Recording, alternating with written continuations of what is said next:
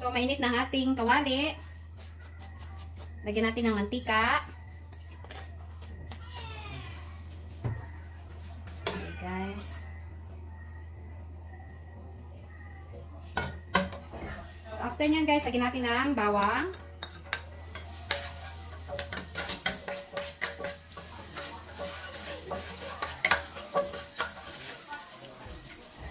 Lapit natin. Yan. Hintayin lang natin na mag-brown. Kunti.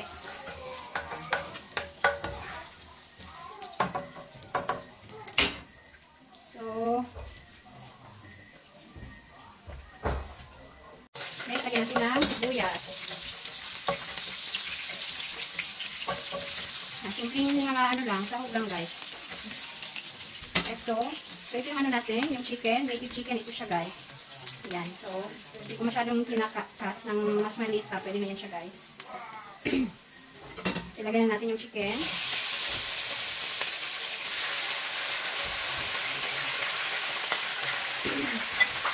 Tingnan lang natin yan. Yan. Nakaba yung chicken eh. May itlog pa. Sa farm kasi maraming chicken, native chicken, labo, yan guys.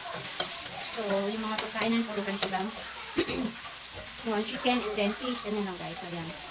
So, tapos niyan guys, lagyan natin ng lagyan na natin ito.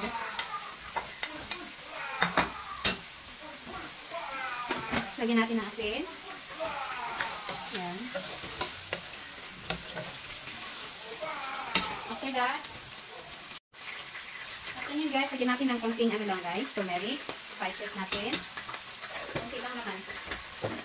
And then yung curry powder, konti lang guys, para at least healthy naman. And then, konting coriander powder. So, mix natin ulit.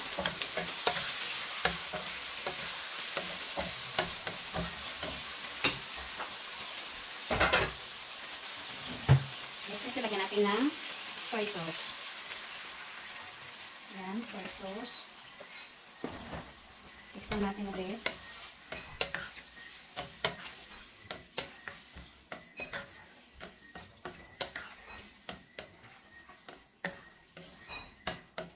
Next ito guys, lagyan natin ng mga 1 cup of water para dali siya maglambot.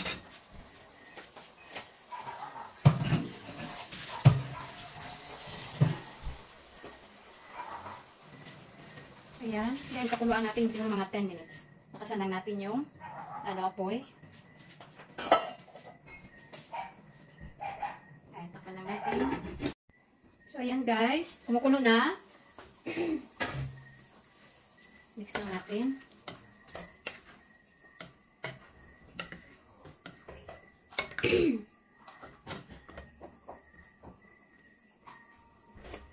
Grabe. Sarap. Pag native chicken kasi sobrang lasa. Kahit wala na yung mga sahog, mga seasonings. Masarap siya guys. Kasi native chicken siya. Organic chicken. Sarap. Kahit wala ng betchin. Kahit wala na yung mga magic syrup or may mga artificial na mga flavorings. Okay na. Malasa kasi yung native chicken. Ay, sarap. So, next guys, pakuluan lang natin ng mga 5 minutes ulit. Slow fire lang. Slow fire. Please subscribe to my channel guys. Support my small channel. Pamasko nyo na sa akin guys. Thank you so much. Pakuluan lang natin ulit guys ng mga 5 minutes. Yan. O yan. 5 minutes na. Tingnan natin kung malamot na yung manok. Si Mama Chicken pala ito.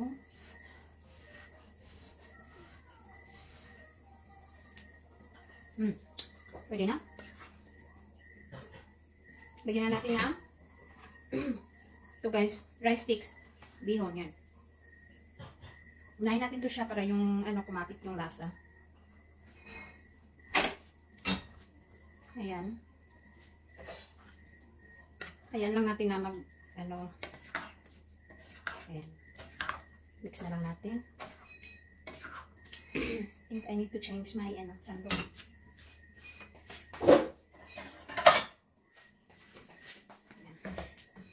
Lagyan natin ng sabaw sa taas.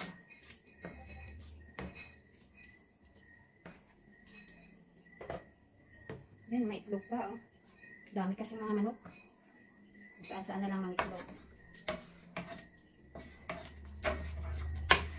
Yan. Lagyan natin sa taas. Then after nyan guys, mag-ano lang din yan siya pag basang-basa na.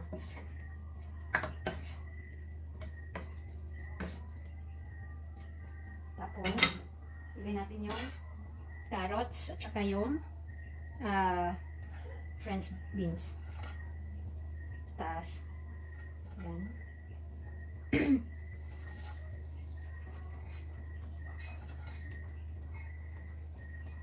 Yan. So, ayan lang natin na ganyan. Tapos, pakuluan lang natin ng mga 5 minutes ulit.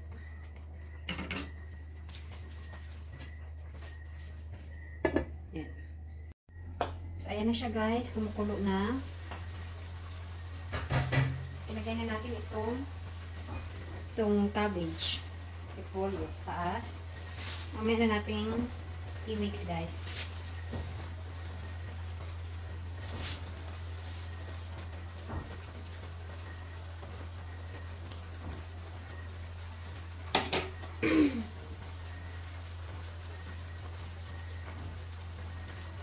So, ipakpakuluan ulit natin ng mga 5 minutes.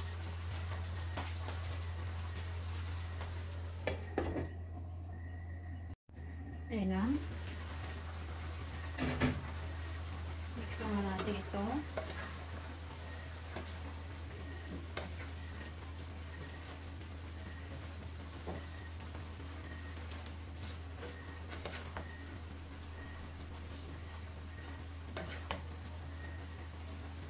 Sarap.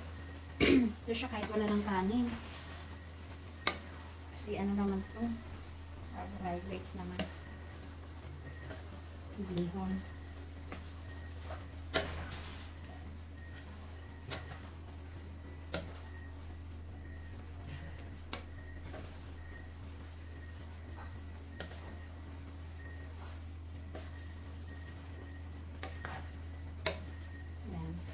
Mix na natin ng mix para yung lasa ng yung sabaw, lasa ng itong sa mga gulay.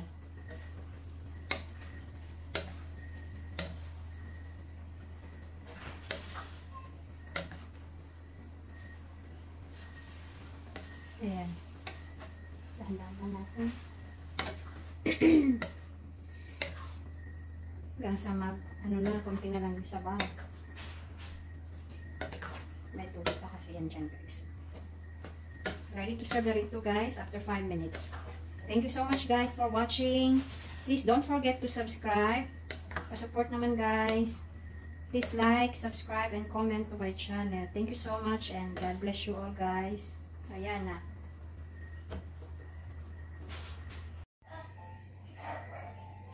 Ayan na guys. Ready na ang ating ulam.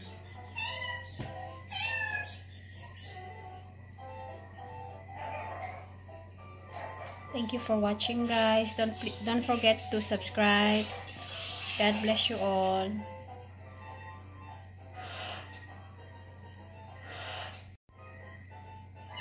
Ayan na guys, yung ating ulam na native chicken bihon gisado.